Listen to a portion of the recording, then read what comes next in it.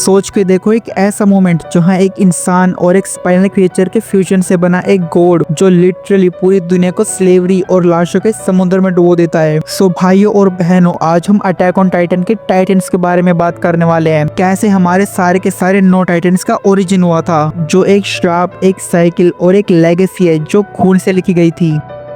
2000 साल पहले एक छोटी स्लेव लड़की थी जिसका नाम था यूमिर फ्रिट्स, जो एल्डिया के किंग के लिए काम किया करती थी। उसके पैरों में थी गुलामी की बेड़ियां और उसके दिल में था दर्द। एक दिन उस पे एक झूठा इल्जाम लगाया गया और उसे जंगल में छोड़ दिया गया ताकि जंगल के शिकारी जानवर उसे खा सके। और फिर डर के मारे यूमिर भागती भागती जंगल में अंदर तक घुस गई और वहाँ पे भागती भागती वो गलती से एक पेड़ के अंदर चली गई, जहाँ पे वो गलती से मिली एक स्पाइनल क्रीचर से, जिसे देख के लगता है कि वो हमारी दुनिया का तो बिल्कुल भी नहीं है और शायद एक क्रीचर हमारी दुनिया के बाहर एग्जिस्ट करता है। यूमिर गलती से उस क्रीचर से टकरा जाती है और फिर उन दोनों के फ्यूजन से बनता है एक गॉड जिसने यूमिर के सारी जंजीरों को तोड़ दिया था। यूमिर का शरीर एक राक्षस की तरफ बढ़ने लगता है और फिर ये दुनिया उसे एक नाम देती है जो है टाइटन्स। और फिर किंग एल्डिया यूमिर को टाइटन्स का गॉड बोलता है, लेकिन असल में किंग एल्डिया के लिए यूमिर बस एक स्लेव वेपन थी। फिर किंग एल्डिया यूमिर से पुल बनवाता है, उससे जंग लड़वाता है और पूरे महाद्वीप को अपने घुटनों पर ले आता है। 13 साल तक यूमिर एल्डिया को इनविजिबल बनाए रखती है, लेकिन फिर एक दिन आता है जब एक सोल्जर किंग को मारने की कोशिश करता है, लेकिन यूमिर अपनी बॉडी को शील्ड बनाकर किंग को बचा लेती है। लेकिन ये हमला यूमिर के दिल पे लगता है और यूमिर नीचे गिर जाती है। उसकी सांसें रुक जाती है क्योंकि हमारा किंग उस पर चिल्लाकर बोलता है, तुम अभी भी खत्म नहीं हुई, तुम हमेशा के लिए जिंदा रहोगी। लेकिन हम सभी लोग ये बात जानते हैं कि यूमिर हमारे किंग एल्डिया से प्यार करती थी और किंग की बातें सुनकर यूमिर का दिल अंदर से इतना टूट गया कि उसने अपनी डेथ को एक्सेप्ट कर लिया, वरना यूमिर के लिए इस अटैक से रिकवर करना कोई ज्यादा बड़ी बात नहीं थी। बाय द वे, तुम्हें क्या लगता है, क्या यूमिर को रिकवर करना चाहिए था या नहीं?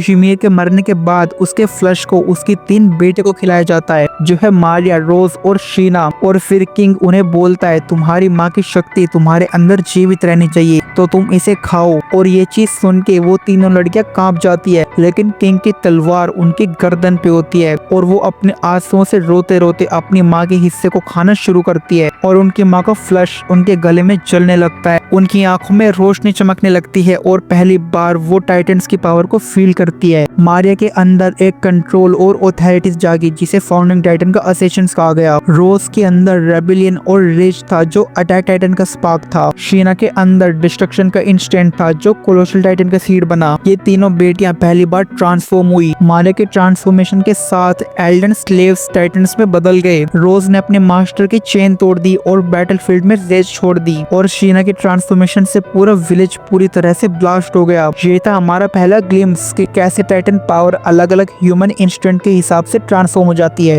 यूमिर के डेथ के बाद भी किंग का लालच खत्म नहीं हुआ। वो अपनी हर बेटे के नेक्स्ट जनरेशन को उसका फ्लश खिलाता रहा। हर बार पावर थोड़ा थोड़ा स्प्लिट होती गई, जिसमें आर्मर टाइटन का पहला सील उसकी जनरेशन से निकला और फिर फीमेल टाइटन का स्पार्क भी ग्रेजुअली डेवलप हुआ। फिर बीस्ट, जो कार्ड और वो टाइटन के फॉर्म भी सक्सेसफुली जनरेटिव के सामने आए। इस साइकिल के थ्रू ये एक power in 9 sources of titans में डिवाइड हो गई। सबसे पहले था हमारा कोलोसल टाइटन, जो कि शीना के ब्लड लाइन में एक सोल्जर से आया था और पूरे शहर में हीट और स्टीम फैल गई थी। और कोलोसल टाइटन की एबिलिटी है extreme size plus explosive transformation, जो छोटे विलेज को पूरी तरह से तबाह कर सकता है और बड़े विलेज को बहुत ही बड़े लेवल पे हार्म कर सकता है। एक बार कोलोसल टाइटन एक कैसल के ऊपर उतरा था और उसने बस अपने ट्रांसफॉर्मेशन से वहाँ की पूरी दीवारें तोड़ दी और उसके नीचे इतने सारे सिविलियंस दब के मर गए कि कुछ टाइम तक उनकी आवाज वहाँ पे एको करती रही। दूसरा है हमारा आर्मर टाइटन, जो पहली बार हमें दिखा था वॉरियर डिसेंडेंट में, जिसकी बॉडी हार्ड और स्टील प्लेट से बनी हुई है। इसकी एबिलिटी है ब्रूटल स्ट्रेंथ और हेवीली डिफेंस, जिसे तोड़ना ऑलमोस्ट इम्पॉसिबल है। और हम देखते हैं कि एक सीन में ये एक फोर्ट के सामने खड़ा होता है और फिर कैरन से इसकी बॉडी पे ब्लास्ट किया जाता है, लेकिन इसकी बॉडी इतनी ज्यादा हार्ड थी कि कैरन का इसकी बॉडी पे कोई भी असर नहीं होता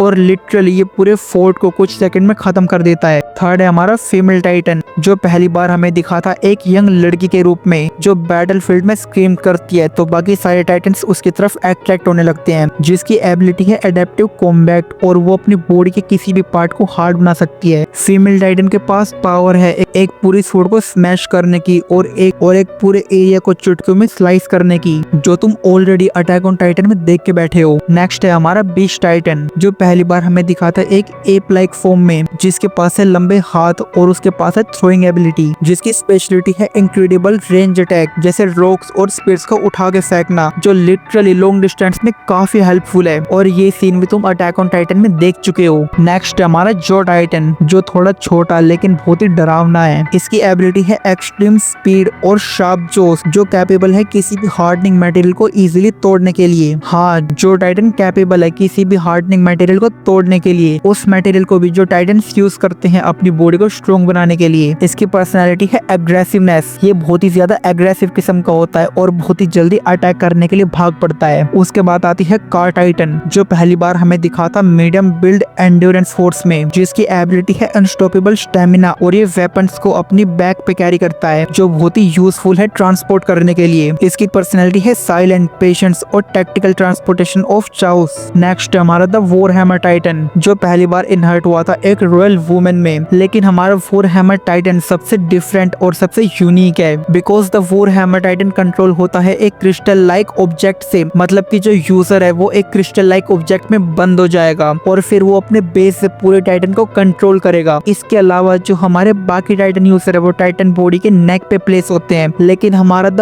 वॉरहैमर टाइटन एक लौता ऐसा टाइटन है जिसका यूजर उसे अलग प्लेस होता है। सो अभी बचता है हमारा अटैक टाइटन, जो डिसेंडेंट था रोज का। लेकिन अटैक टाइटन में एक स्पेशल चीज थी, अटैक टाइटन हमेशा फाइट करता था फ्रीडम के लिए, मतलब कि जहाँ पे बाकी सारे टाइटन्स एक काम करेंगे, अटैक टाइटन उनके अपोजिट काम करेगा। और इसके अलावा अटैक टाइटन के पास पावर है पास्ट और फ्यूचर को देखने और उन्हें मैनिपुलेट करने की, जैसा तुमने देखा है कि ये एरन ने किया भी है पूरी सीरीज में। इसके अलावा जिस चीज का फायदा होता है उस चीज का नुकसान भी होता है। ये टाइटन पावर्स देखने और सुनने में तो काफी अच्छी लगती है, लेकिन इनका एक बहुत ही बड़ा डिसएडवांटेज है कि इन पावर को जो होल्ड करने वाला इनका यूजर है वो बस 13 साल तक ही जिंदा रहेगा। इसके अलावा ये साइकिल हर जनरेशन में रिपीट होती आई है। हीमिर के खून, फ्लश और दर्द से एक ऐसी लेगेसी बनी जिसने पूरी दुनिया को बदल के रख दिया, और ये टाइटन एक हॉरर का सिंबल बन के रह गए। जैसे फाउंडिंग टाइटन सिंबल है कंट्रोलिंग का, अटैक टाइटन सिंबल है रिबेलियन का, कोलोसल टाइटन सिंबल है डिस्ट्रक्शन का, आर्मर टाइटन सिंबल है फोर्ट्रेस का, फीमेल टाइटन सिंबल है अडेप्टेशन की, बीस्ट टाइटन सिंबल है टेरर का, जो टाइटन सिंबल है स्पीड और प्रिडिक्शन का, कार टाइटन सिंबल है एंड्योरेंस की, और वॉरहैमर टाइटन सिंबल है वेपन मास्टरी का। और ये पावर्स हर जनरेशन के एलियंस और टाइटन्स की ग्रीड और हॉरर पे स्पेक्युलेट होती रही। सो हमने देखा कि नो टाइटन का ओरिजिन कोई ब्लेसिंग नहीं बल्कि एक कर्स है, जिसमें एक माँ की लाश को उसके बच्चों को खिलाया गया, किस लिए? अपने एम्पायर को बढ़ाने की लालच के लिए। और इन पावर्स ने दुनिया को हमेशा के लिए बदल के रख दिया और टाइटन्स को बना दिया गया सिंबल फ्रीडम, स्लेवरी, टेरर और रिवेंज का। सो जब तक टाइटन जिंदा है हमारी ह्यूमैनिटी कभी भी फ्री नहीं होने वाली।